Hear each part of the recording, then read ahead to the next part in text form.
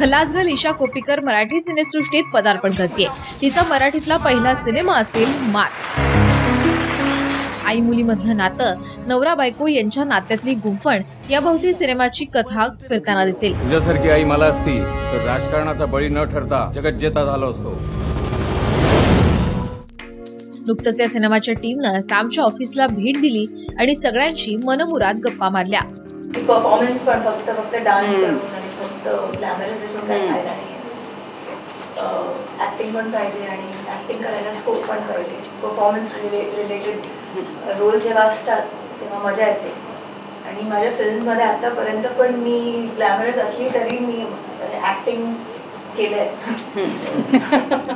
ईशाची ही भूमिका तशी ग्लॅमरस आहे। या सिनेमात तिला साथ दिली अभिनेता समीर धर्माधिकारी यांना।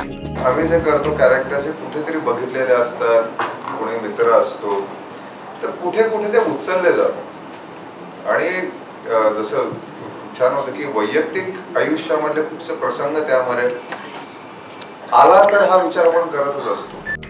मात या सिनेमातून आपली सगळ्यांची लाडकी रमा देखील आपल्या भेटीला येते, जे काय चेस चॅम्पियनच्या भूमिकेत या सिनेमातून आपल्याला दिसेल। समाजाच्या झोकामुळे आणि म्हणजे आधी काय रुजू सिरियल केली होती सामवर, त्याच्यामुळे म्हणजे शाळा बुडण्याची शाळेला आणि मला आम्हा दोघांनाही सवय पण सेटवर अभ्यास व्हायचा आणि तसं काही प्रॉब्लेम नाही आला। शाळेने पण खूप छान सपोर्ट केला। या सिनेमाचं दिग्दर्शन केलंय मनोहर सरवणकर यांनी। मात या सिनेमामध्ये सद्यस्थितीतील नात्यांची गुंतागुंत आणि स्त्री शक्तीचं दर्शनही या सिनेमातून घडणार आहे। आमच्या सिनेमातलं पण हे लव्ह मॅरेज आहे।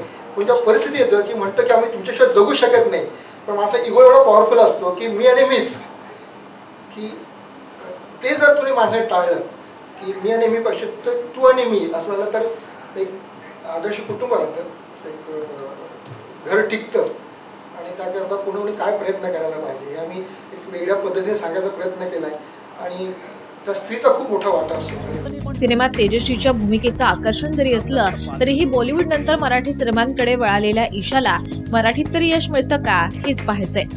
ब्युरो रिपोर्ट, साम टीव्ही।